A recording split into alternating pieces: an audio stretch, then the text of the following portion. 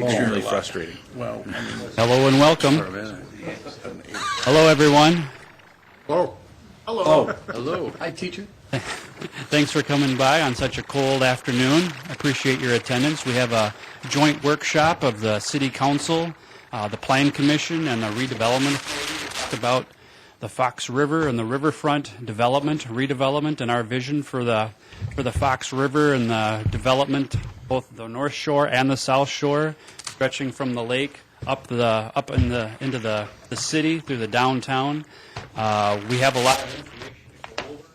Darren Barris, Planning Director, and latest City Council Community Development Director, would like to go over some things. But if you have any questions throughout the presentation here today, feel free to chime in. We have microphones for everybody to be able to ask their questions. So we're going to continue this.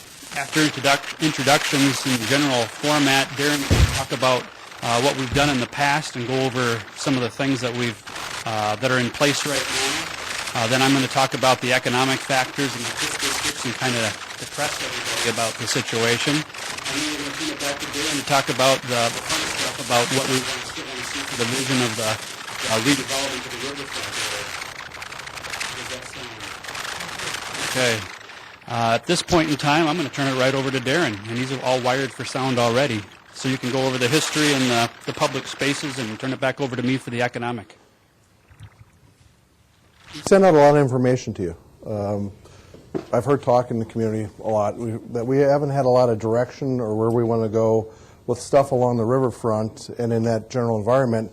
And what we did was we did a kind of a historical background showing that we've done a lot of planning over the years about how we want land use to be along the riverfront. And that starts with, the 63 comp plan. We started to see things going on in the riverfront, and that's where we started to see things like public ownership of spaces along the riverfront trail, 73 comp plan, followed through with 73 comp plan, 93 comp plan. Had this in all order. I mean, we had the City of River, 1971, the 73 comp plan, 86. This was by the Energy and Advisory Board, which is now the SAB. The Downtown Action Plan, the Comprehensive Plan. All these plans, there's a commonality. All these plans started to talk about and discuss the importance of the riverfront area. And we had we've done a really good job of doing planning along the riverfront, how we want the land use at least to be along the riverfront, and what we didn't want along the riverfront. We wanted to transform that riverfront from the 150 plus years, I think, of industrial along that riverfront to something else, a river walk, commercial housing, things like that. Our plans are all very clear. All these plans are pretty consistent on that. It wasn't until about the year, 2003, when we started really getting to the Marion Road redevelopment area, where we actually started to come up with a set of defined guidelines, if you will, or standards for how we want development to look, at the very least, in the Marion Road area. And we've generally been following that.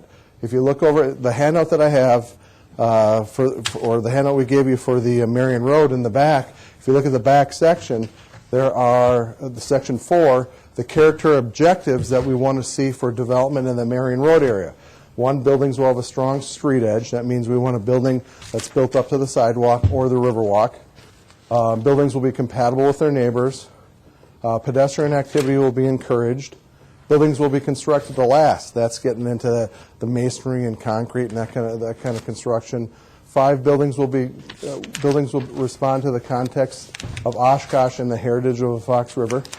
6, on-street parking will be visually separated from the major streets. Again, we don't want a parking lot sitting between one of our major arterials and that building development. And 6, on-street parking will be visually separated from the major streets. So those were the guiding principles that we had as part of the Marion Road redevelopment for the guidelines. And then I think there was another section that actually talked about some of the physical characteristics that we'd like to see for development in the Marion Road area. Now, the issue with these guidelines, they're very good guidelines, but we never actually codified those. So they act as guidelines, but they don't If you look at our zoning ordinance, and we have the only two areas where we have real design standards in the community are for that overlay in the US 41, Highway 41 corridor overlay, and the downtown standards, where we have actual established codified standards for how we want development to look in the community. So where this is leading to, kind of where this is leading to us historically, or where we are right now, did you want to go into economic development along the river right now? Public spaces that we had along the riverfront that we've already planned for? Well, yeah, why don't you go into that, because you had a better idea on that one. All right, I'm going to need my handy-dandy pointer. The city's already made some major investments in public spaces along the riverfront, and I just want to remind everybody what's already happened on the riverfront. I got a board up here that kind of shows the Leach Amphitheater. That was a major redevelopment. The Convention Center, Riverside Park has already been rebuilt, that whole riverfront. Then we continued with a new riverfront that was completed just last year between Main Street and Jackson. Marion Road, we did construct the riverfront through there. We have talked about maybe some other public space, maybe another park in the Marion Road area. That's yet to be determined, but we already built the river walk all the way over to the west end of the rivers, and then we put the connection over there to the Wyowash Trail and the underpass under the Wisconsin Avenue Bridge, and that connects to the university and the whole Wyowash Trail. If you recall, on the South Shore, we had Steiger Park for many, many years. We just recently improved that with the trail. The fishing pier's been there for many, many years. We're planning on building the boatwork section next year, and we're planning on building the rest of the South Shore and the Pioneer Island area over the next several years as part of the capital improvement program. We've also included some docks in various locations, and there's plans for more public and private. And we're also looking at some park improvements by the fishing pier at William Steiger Park that really doesn't have any park improvements per se in that location other than the fishing pier. So we're looking at potential for bathroom, shelter, playground, parking lot, things of that nature to kind of make a park for the river walk and the neighborhood. But then I wanted to also bring up some of the economic factors that go into redevelopment when it comes to both the public side and the private side. Redevelopment costs on the North Shore with Marion Road area, and even the pieces we purchased and demolished on Boatworks, and down here where Miles Kimball was. There's acquisition, relocation, demolition, remediation. Just as an example, the couple of acres that we did just recently for Miles Kimball there east of Main Street, that was a $1 million project just to get it down to grass right now. That was the acquisition, relocation, demolition. It hasn't been remediated yet because we don't exactly know how it's going to be redeveloped, so there's going to be hundreds of thousands of dollars of remediation still to go. There might even be other improvements we have to do around that. We're already $1 million into that block based on the South Shore. And there's other things at Boatworks. We've acquired that and demolished most of those buildings. On the North Marion Road area, I'm sure you have a better understanding than even I about all the acquisition demolition that's had to take place. And we're talking millions of dollars for those projects as well. So those kind of drive up some of those costs for redevelopment because you're talking about remediation, poor soils, excavations in some cases, special piers or foundations for new construction that you normally wouldn't have to deal with. So acquisition, demolition, underground conditions really affect the development costs. So that kind of pushes up redevelopment costs in general. Some of the other things that on the private side they have to worry about is the rents that you can get in Oshkosh, because you can only get so much rent for a two-bedroom apartment in Oshkosh. You're not going to get $2,000, $3,000, $4,000 a month. The Oshkosh downtown rents are somewhere between $600, maybe $1,000, $1,200 at the top end for some of the units. So you're going to have to work within that market that we have right now. You're going to be somewhat constrained as to what your potential revenues are going to be for the developer. And we can have all kinds of dreams of what the development's going to look like, but the rents are going to have to support that. And if the rents can't support that, then you're going to be talking about what needs to be done to either lower their costs or increase their income to get it to the point where it makes sense for an investor to build those buildings. The Rivers 1 example of the Rivers 2 project that we recently went through, where we got some grant money to remediate the site, but still we're selling the land for $1, and we have about $800,000 worth of underground work to get that project to work. And he's still going to be charging rents that are going to be topping out at about $1,000 per unit. And then there's the question about how many units can we absorb in the Oshkosh market at one time. There's, on the South Shore, about 60 acres that are really the prime development area, but 60 acres of commercial, retail, residential types.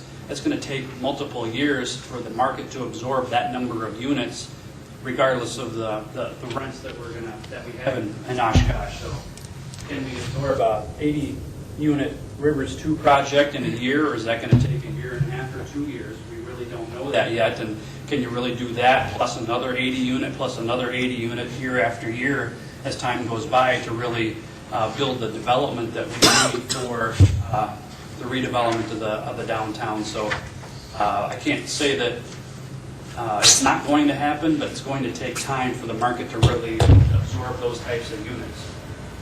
Everybody understand there's kind of the driving up some of the costs, but there's kind of a cap that we're at when it comes to some of this development. And then I can talk a little bit about the tax increment finance districts. I do have a little handout that I'll distribute.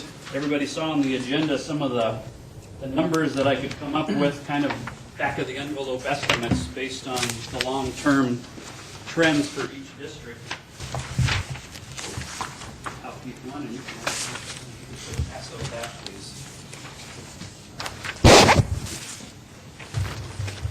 Tax increment 20 on the South Shore. That's a good-sized district. It goes all the way from the south side of Pioneer Marina, all the way around along the river, all the way up to the Wisconsin Avenue Bridge. It includes Brian Burns redevelopment and some of these other properties that have already been acquired and torn down.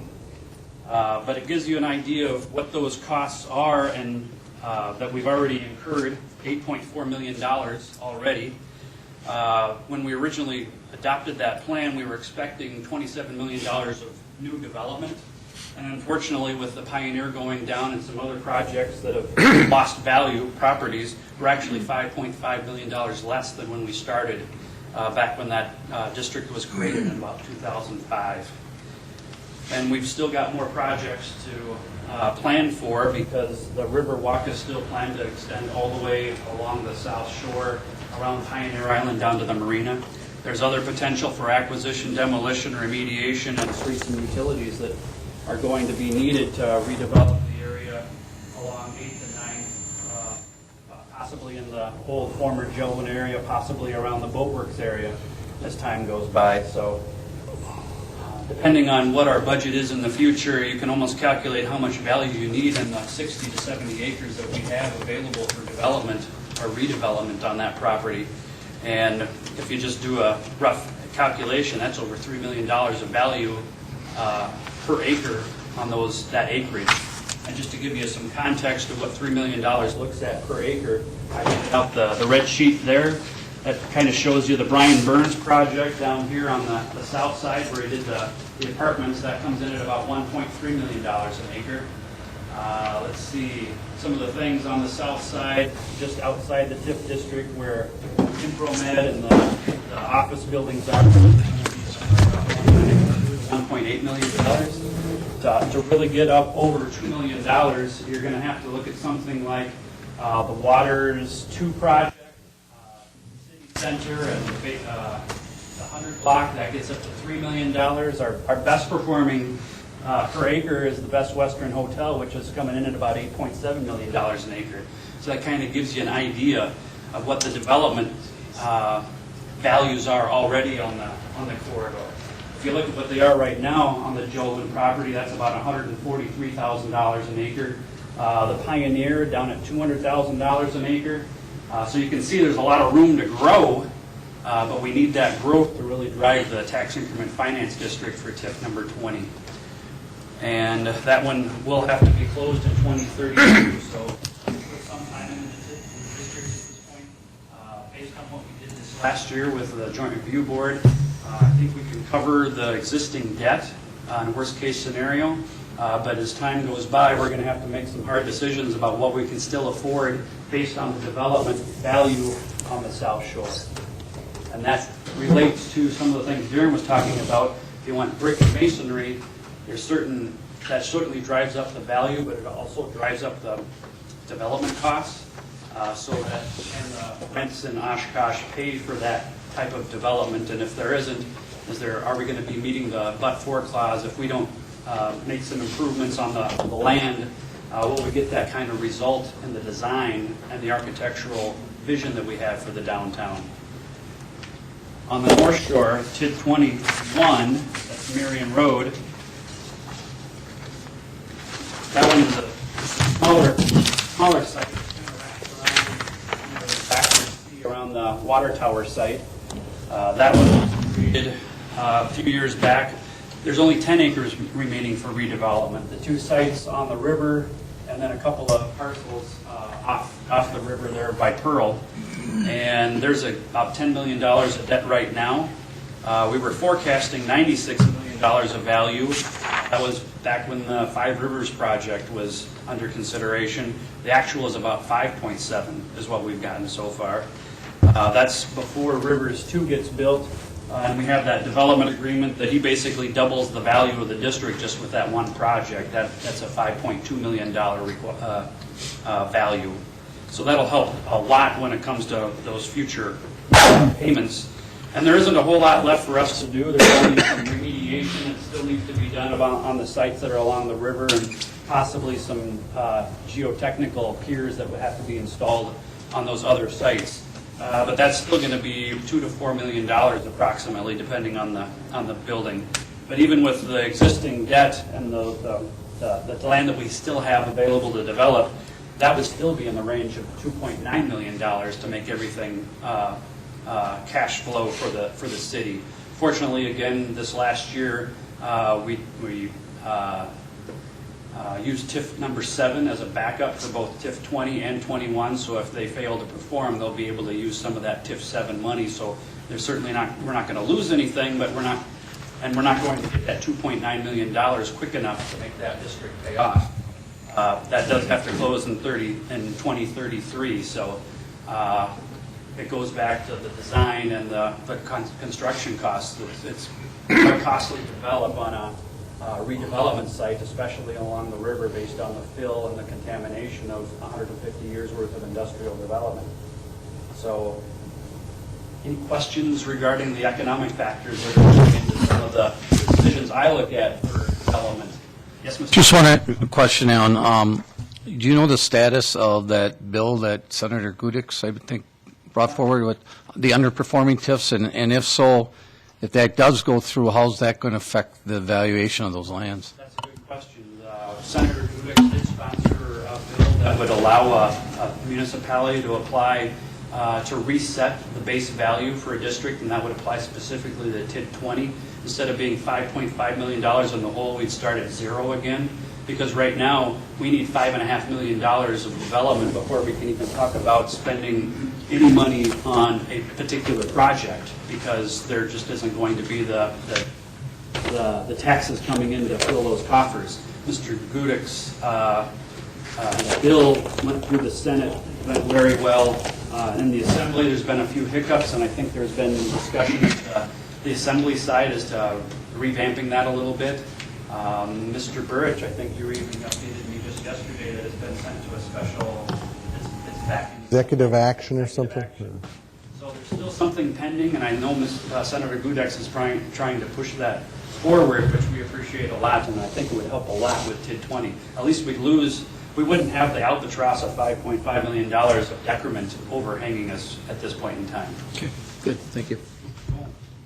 Yeah, I mean, I heard what you're saying about the rents in Oshkosh and things of that nature, but when I look at this, to me it also falls in hand with what are we doing on the economic development side to bring in those types of businesses that have a higher wage that will be able to afford then bringing in the people that will be able to afford the higher rents so that we don't run into those kinds of situations. Because if we keep in the same way we're doing it, yeah, you're going to be subject to the same thing that we've had historically in terms of income that lives here. And I'd say you're exactly correct. Part of the economic development program that we're trying to establish is bringing in higher paying jobs. Some of those areas that we're looking at in the information technology area would be higher paying, and they would be a good match, we think, for the downtown. So I think the more we can build on that and build more entrepreneurship on the IT or the higher value jobs, that's exactly one of our main foci in the economic development area, is building higher income, higher wage jobs in Oshkosh. And in this area, I like the whole idea that those jobs could be located in the downtown that would have spillover effect on downtown businesses as well as the redevelopment of the riverfront, because I think they could afford to pay higher rents if something like that was available to them within walking distance to not only their job and their entertainment and their other services and the close proximity to the university, and even potentially retired people who like to live close to universities, I've been told, is a market we haven't started to tap yet, but the university is very interested in that as well. Well, and I wasn't thinking just of residential. I'm also thinking the types of businesses you would have down there, the buildings that you would build of the businesses down there, be able to afford that higher rent that are along the river, and then have their people to be able to be, because we are building a lot of amenities down there that the single or two-person family are going to want. And so what I'm also thinking is like the commercial side of it, office buildings, that's kind of along that same, or at least one block off, maybe that corridor. And you're right, the riverfront is very unique in that I think it's possible to charge higher rents just to have the river walk and the close proximity to everything else, and the river as part of the neighborhood that a potential office or commercial establishment would choose. But we still have to build enough of, it's almost chicken or an egg. In some cases, you have to have enough people who live there. In some cases, you have to have the businesses to draw, or services to draw people there. So it's building up both of them hand in hand, I guess I could best describe it. You need the people who have the income to afford something like that. You also have the businesses that depend on those people to locate in those neighborhoods. So it will be a mixture of commercial, office, and residential, and yes, we are hoping that's going to be a higher income, and that's what I think what we saw in the Marion Road area is some of those higher standards for the residential and commercial development with the landscaping, the location of the parking, and some of the brick and appearance requirements. Anything else before I turn it over to Mr. Burrich? One question, Alan. When would we like to have the entire riverfront developed? Next 20 years, 30? And my following question is, we're talking rents based on 2014 dollars, so. I'm not sure I can give you a realistic answer for that. I'm sorry to interrupt. For my TIF districts, I'd love them all to develop next year because I need all that value, the sooner the better. But we run up against the how much can you build and how much can the market absorb all that quickly. And I've not really seen any good track record to help me predict what the future might hold on that. I mean, 60 to 80 acres on the south side and another 10 on the north. I mean, we're using up maybe 3 to 5 a year up to this point. So you could do a basic straight line saying we've got 20 to 30 years of redevelopment ahead of us. How much can the market absorb? Right. But I think that's our mindset. We've got to look at 20, 30 years from now, not just 2014 or 2015. And if there's a goal that we'd like to have it done in 30 years, then that's the goal, or 20 years, whatever.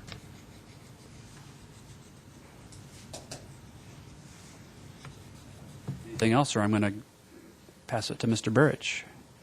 Mr. Burrich. I'm not mic'd anymore. One thing, if you haven't had an opportunity to take a look at some of the boards that we have around the room, all these boards relate to some concept, vision, development plan that we have for various sections or segments along that river. If you go over here, this shows when we were working a couple years ago when we were working with a developer on how we could maybe lay out the Geldwin site. If you can see, this is along Oregon. We put a smaller two-story building up here. Here's maybe an office building that's 3 stories. We put a bunch of residential over here near on the west side of the site and over the boat works. And that was done within the last 5 years. Here's some older plans just showing, just basic concepts of how we see some of those areas developing. Now, we've done that pretty much for almost every segment that's in play along the river. So we have the Marion Road area. We've done a really good job with the Marion Road area. If you see the Marion Road guidelines, we have stuff, just over here in front of when we're just sitting down working with the folks down at City Center, how, when we're working with them trying to figure out how it all started with a concept here of a river walk along the backside. This was done quite a few years ago when we did this plan. We just concepted it out, and then we take it a little bit further, showing the boardwalk, and then we take it even further when we're working with them and we take the side of it where it's all parking area and show what can be done. So we've done that for a lot of the segments along the riverfront. Now, we've done this not with any specific plans in place other than the comp plan showing we want redevelopment of that area along the riverfront. So that's how, and every time something comes through, the entire riverfront pretty much, if you're looking at this map, this entire riverfront is all either in a TIF district or it's in a redevelopment district or it's in a planned development district. The entire thing, which there's another level of review that has to come through us. Now, the downside to that is we don't have, like we do in other districts, we don't have an overlay that calls for specific design guide. I think a lot of you are interested in how something is going to look. Other than the Marion Road guidelines that we have some guiding principles, we don't really have any design guidelines for the entire riverfront. Now, I can tell you that as part of the zoning ordinance update that we're working on, we're going to propose a waterfront or riverfront overlay district where we'll start to talk about those design guidelines. And I think out of this little workshop that we're going to have to create some type of ad hoc committee to help develop those guidelines. Because the consultant that we're working with, Van de Waal, is going to have a good idea, but really how we want the riverfront to look is really a community decision that we have to make as a community. They can guide us, but they have to take the ingredients that we want to give them. We want brick, we want 3-story, we want all these standards, and they have to put that into the ordinance.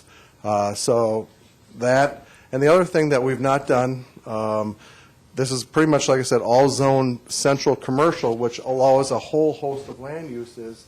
We haven't really started looking at saying this is the most appropriate land use for this section of the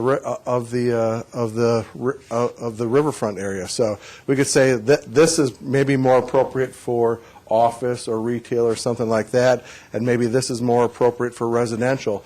We've not done that extent of planning because we've always been trying to respond to the market. But when you respond to the market, sometimes the market drives you and you don't always get the development that you want. Sorry, Al.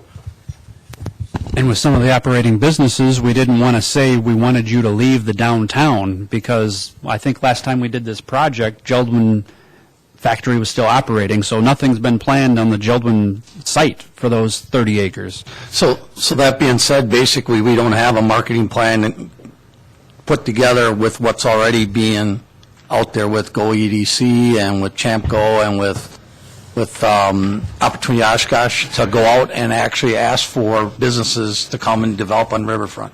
We don't have that yet. We don't have a specific plan. We work closely with the chamber at this point in marketing our redevelopment sites, but at this point it's Marion and the Bulwarks property. I expect at some point we'll also have They're calling it the Morgan District for the former Jelwyn site. I'm sure we'll have something that we'll be able to use as marketing material for that area. But at this point, it's just been Marion and the Boatworks property.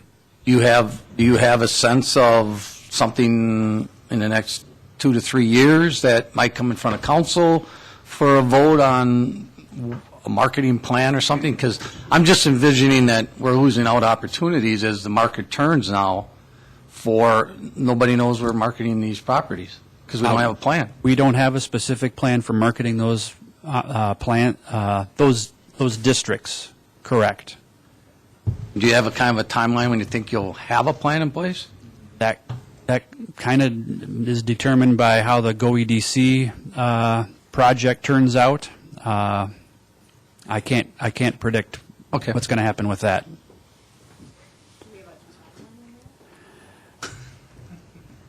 I'm not sure I'm the one who could best predict the timeline for GoEDC or a marketing plan coming out of that group for redevelopment sites that specific.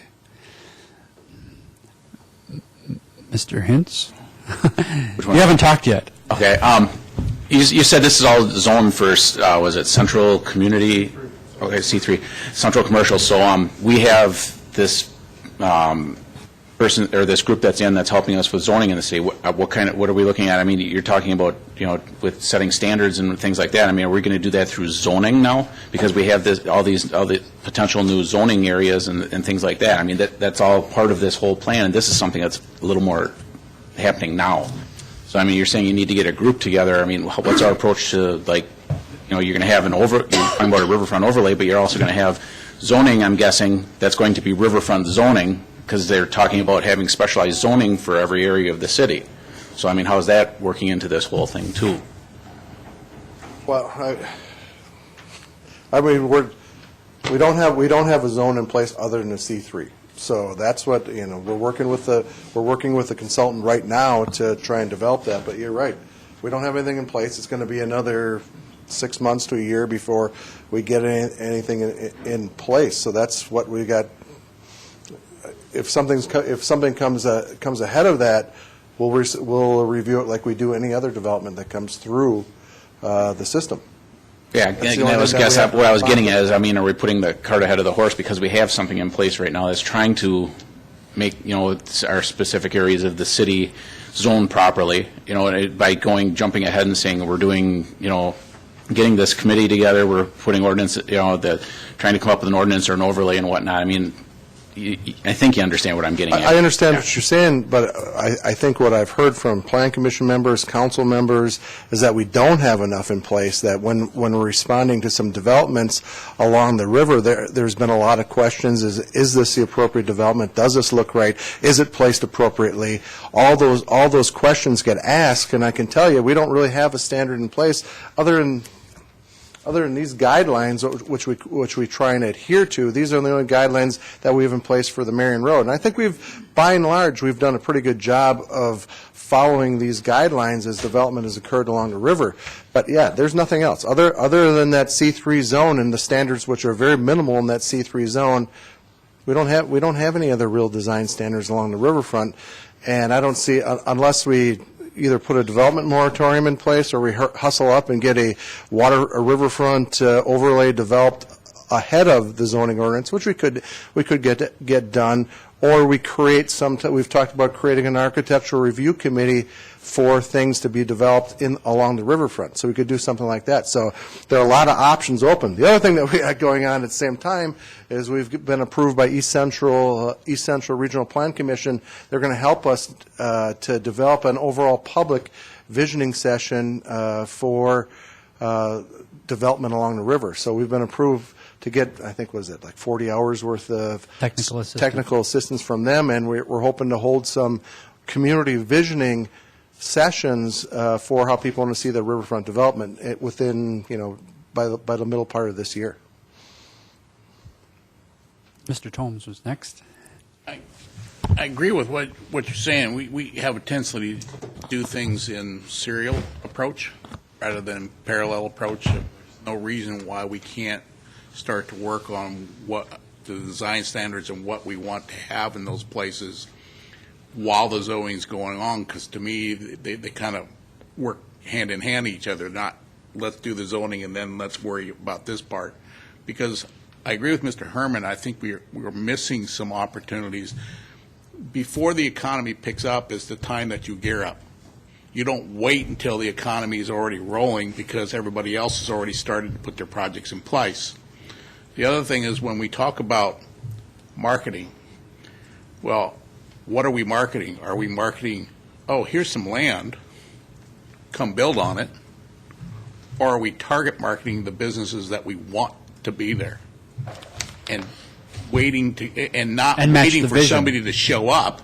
And match the vision that we'd have for it. Right. Going to that particular business and say, I want you here, and not taking no for an answer. And saying, what can we do as a community? Well, we have TIS districts, we can do this for you, we have land that we can sell you for a buck, things of that nature, and target market people that are willing to come here and spend money rather than waiting for them to come to us. Okay, nobody's going to come to us except for maybe some local developers.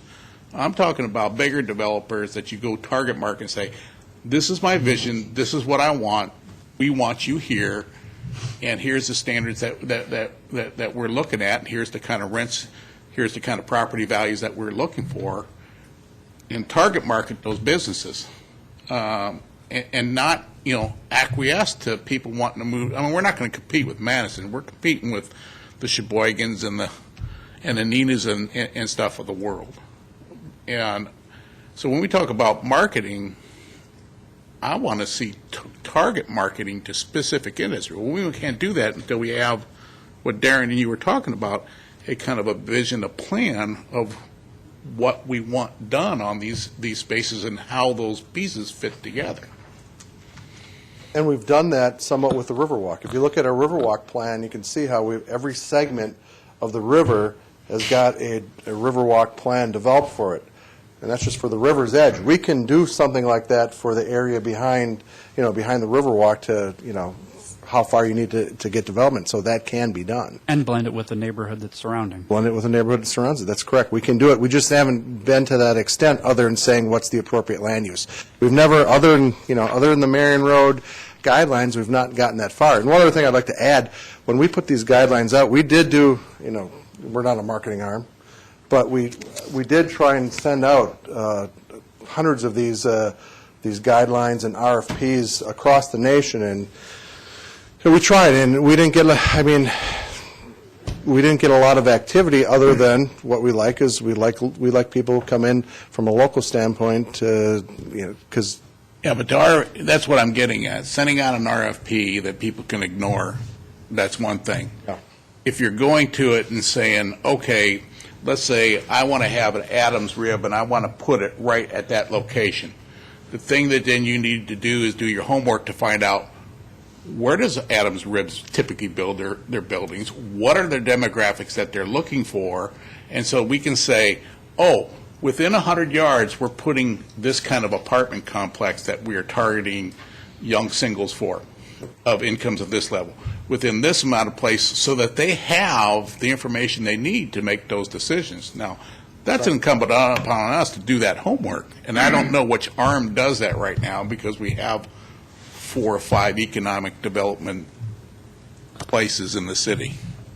I don't know how we do that.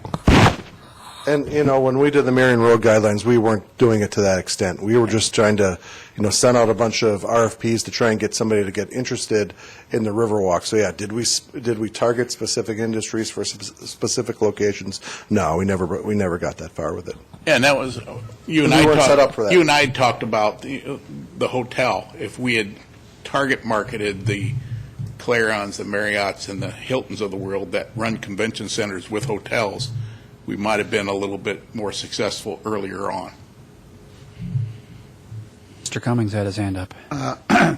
There are a lot of older cities that were built on rivers for industry. We're not alone in that. A lot of them have faced the same challenge that we're facing right now. Some have tackled the problem decades ago. Some are just getting into it like we are. Do you plan to visit some of these communities and find out what they've done, how they face these challenges? I mean, and And what can we glean from them to really buy us some time and get into this faster? What can they tell us that worked, what didn't work? 'Cause I've done some of this on my own, and it can be done, and it can be done, it's not easy, but some of these communities have really done a great job with their riverfront. But I'd like to see us borrow from what these people have done. We haven't done that in a large scale for the entire downtown. The one project we're working on that's related to that is what we're looking at with the Business Success Center and looking at what markets there are, types of projects for the redevelopment of the Pioneer Island area, because we thought that was the highest priority. So that's where we're looking at first. But yes, I think that was in our vision, if we were going to have an ad hoc committee, the best practices and maybe going to some of these other communities to find out the shortcuts to getting this done would be on the agenda for that committee. And applying those experiences back here becomes some of the more difficult. I mean, we can look at mechanically what they've done with ordinances and things like that, but applying it to our market, which is a very unique market. Oshkosh is a very unique market when it comes to a lot of things. Downtown redevelopment it's a challenge. I mean, you look at what we've been able, look how long we've had developable land along the riverfront and how long it's taken us to get moving on any development. And then you tie into the fact that, the first one was a tax credit project. It's a good project. It was a tax credit project, but those are, by and large, if you look at markets of ours, whether it's Wausau, Sheboygan, a lot of those, it's tough. It's tough sledding in a lot of these markets because a lot of it is tax credit projects being built anymore. So, if the market was there, I think we would have had more developed by now. But we've got a tough market, and the recession and the economy doesn't help. But what we can't do is always jump. I think there was a time period where we just jumped at any development that came in because we needed to make up the increment on those lands. But I think that's a different philosophy now. I think waiting for the appropriate development to come along that's best for this community, because all those buildings that we're putting up are going to be there for the next 100 years. So we're going to be living with it. So we got to make the best decision up front. It's best for the community over the long run. But each development has its own merits. And then coming out of this, what were our thoughts of? What are we going to do with, what's going to be the outcome of this workshop?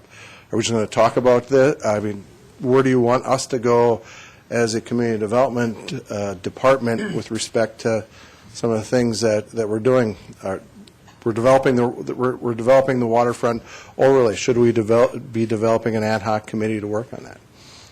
What else did we talk about, Alan? The visioning session. We're going to be holding the visioning session within the next couple months. What else did we talk about?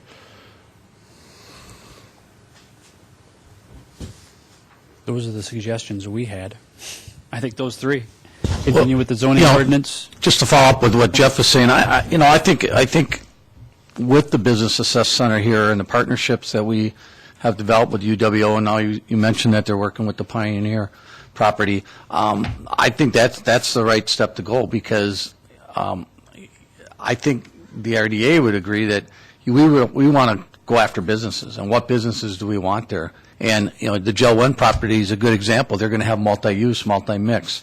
And so that being said, they already have a vision in place of what they think the riverfront's going to look like. Obviously, they have to come in front of your commission and stuff to get approval. But I agree. I think we need to start fast and start targeting, because there is only so much riverfront, and it is going to be here for a long, long time. But if we wait on the sidelines and expect the businesses to come to us, that's not going to happen. Not in today's world. I think you have to go out after them. Just like the CVB goes after, events to come to Oshkosh, and they work with UWO to bring sporting events here. They go out and target events and activities that come to Oshkosh. That's a good mix for us. We need to do the same thing on our economic development side of the land we have available, just like we do with the industrial parks. And the challenge for us is once they get that interest, once they want to develop in Oshkosh, what is the appropriate development along that river? What's it supposed to look like? We really, other than the Marion Road guidelines, we don't have a lot of guiding principles with what we want to see as general development occurring along that river. And I think that's out of this, from my standpoint, where I'd like to lead, is we have some guiding principles, we develop that waterfront overlay, and maybe we do have to create some type of architectural review committee for development along that river. These are just things that we've talked about internally. We haven't talked about it with council, plan commission, but those are just, Ideas at this point. ideas at this point, because, people are going to come with development. Is that going to be the appropriate development? We know Geldwin is in play right now. Once we start to see development of Geldwin, what is going to be the appropriate development? Is it a one-story office building on the river? Is that the appropriate development? Or, I don't know, two-story wood-framed apartment buildings? Those are things that we need to discuss, because those are, I'm not saying that's happening, but those are things that could come out, could move forward, and we as a community have to decide whether that's the appropriate development. And going into it, the developer should know what our community standards are. I mean, in theory, they could redevelop that site for single family, but I don't think it's the right land use, and it's not going to give us enough value for my TIF district on the South Shore. So I think I could almost rule that one out for the city for multiple reasons. But there's a lot of different types of uses and a lot of gradients to both the commercial and the residential side that we really haven't explored to determine what market we'd even want to go after. And it makes it very hard on staff, the developer, everybody, when we don't have an established set of expectations other than the guiding, the guiding principle or the guiding standards behind the zoning ordinance. That's all we got right now. Darren, I kind of look at, you start up at this level, and I haven't even seen that yet. I mean, I don't know, is the plan to have 60% of the land space to residential? Is it 30%? Is it? There's no plan like that exists. Is it to be spaced out so that you have something where you have residential here, here, and here, and you infill with commercial and residential so that, retail, so that it's easier to walk and access and get to it? Or do you put all the residential way up here so that they have to walk 2 miles to get down to wherever they want to be? I haven't even seen that. So we don't have that. And I'm not saying that won't change. The first plan you put out, fine. Anybody that's built a house knows that the plan you lay out isn't the way the house looks when you get them at the end, because you change it a little bit. I would like to see first those kinds of things, just kind of, you lay out the Liver Rock and you just say, hey, here's kind of what our thought process is. That may change, that's fine. But here's our thought process, and then you get into, okay, how do we want it to look? What type of businesses you want, so that, like Mr. Herman says, we can start to develop a target marketing plan on those kinds of businesses to make them come down here. And yes, I agree with you saying, we still have to have a minimum dollars per acre that we have to develop. That's realities. Whether we do that in more expensive buildings or higher density, I don't know. It's probably a mix of all those types of things, because you don't want to have something on the riverfront where you have building after building that's 5 stories tall, totally brick, and blocks out the sun, type of thing on either side. You don't want that. That's not, and that's not the character of Oshkosh anyway.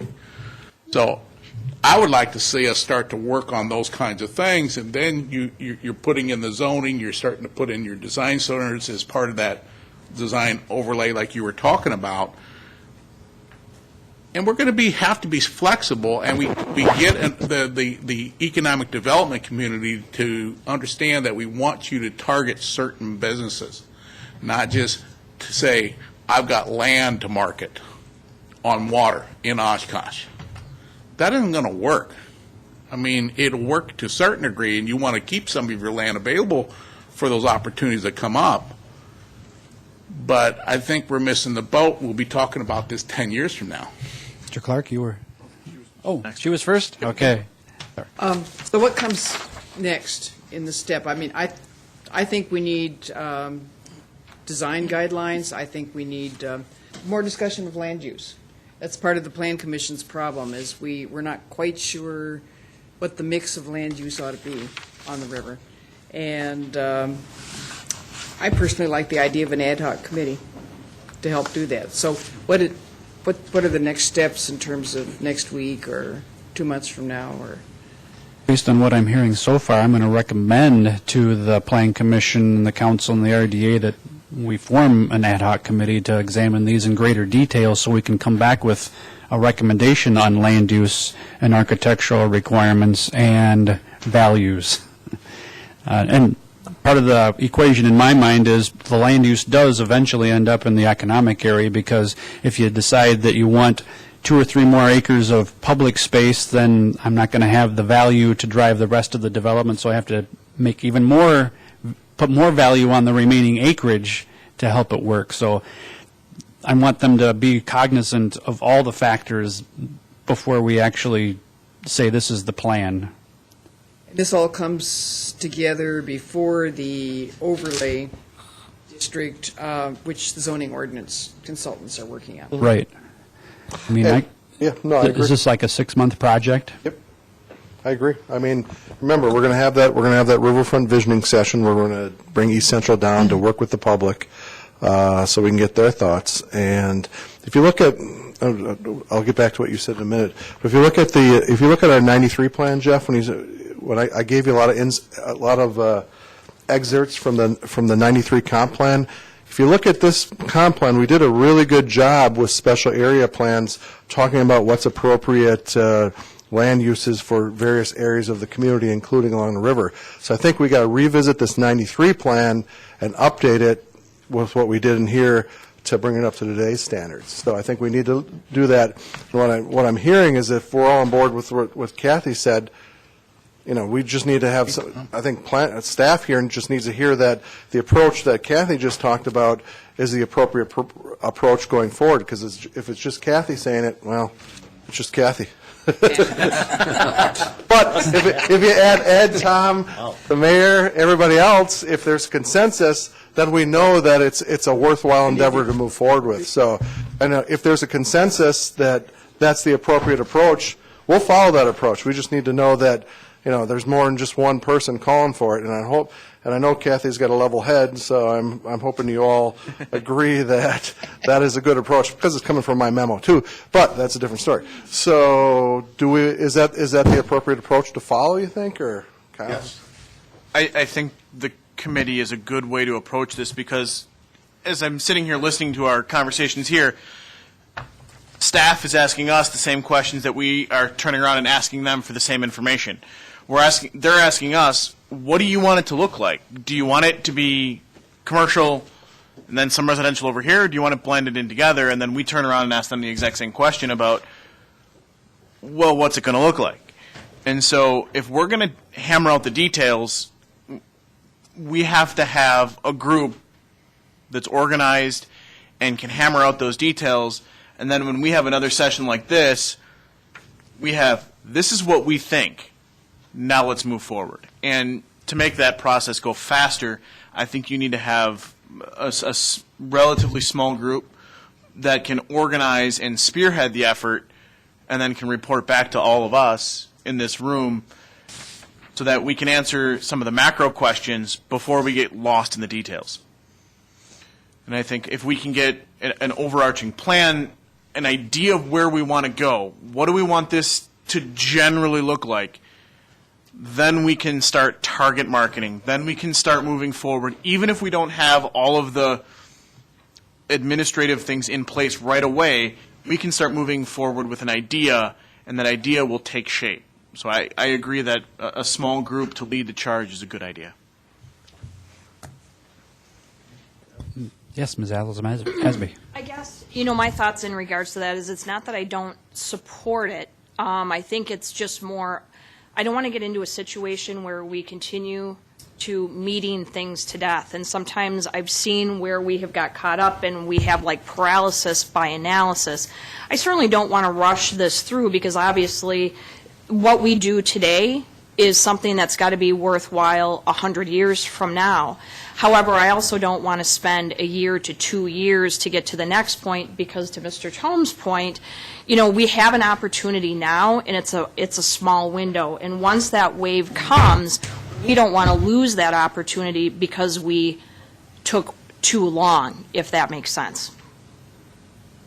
Well, That's my only concern is that we meet it to death, and it's not an action working committee. You know, those that are dedicated to really focus, you know, and that's going to be part of council's responsibility as well, is to also be actively engaged. And I think there would have to definitely be communication constantly between what's going on then in this ad hoc committee and what's going on with council, so that we're not getting information just before perhaps there's something to vote on. So I think let's take a look at some of the things that have happened in the past and not worked well. And if we're going to do that, then let's just be efficient about it.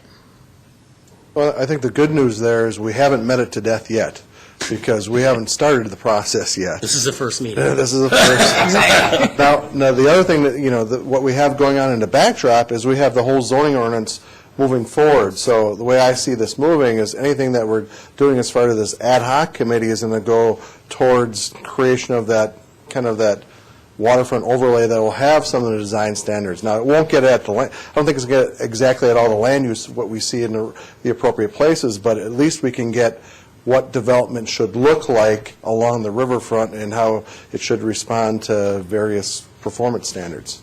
But I think the idea that we could do it all parallel, I think we could get it all done, and I don't think it's going to take a year. I think I think we could have it done this summer before the zoning ordinance would be adopted and before we set any budgets for next year, certainly before anything else would happen with marketing.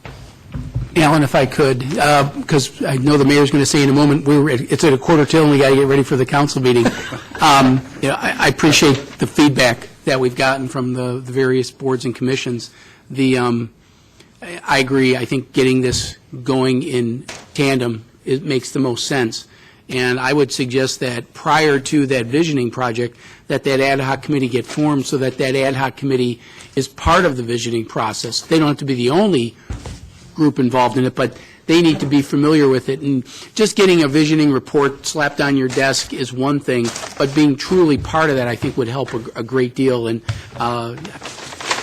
we need to talk about what types of folks we want on that. You want to have a good broad base of people, and I think representatives from the RDA and the Plan Commission and the Council, and maybe even the Landmarks Commission may be appropriate.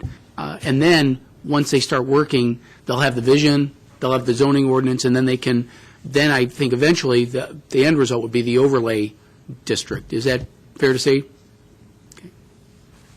I mean, we'll lay out, out of this, we'll start to lay out a process, and then we'll keep in contact with the Plan Commission and Common Council. We'll lay it out, the process that we think that it's going to unfold, and then we'll get comments from you. And then if you're all good with it, we'll just move forward.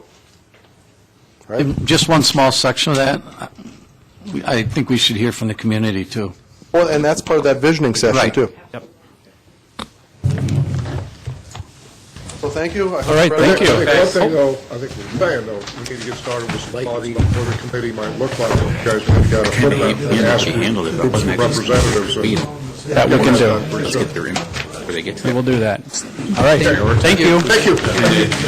So we all get on the same page.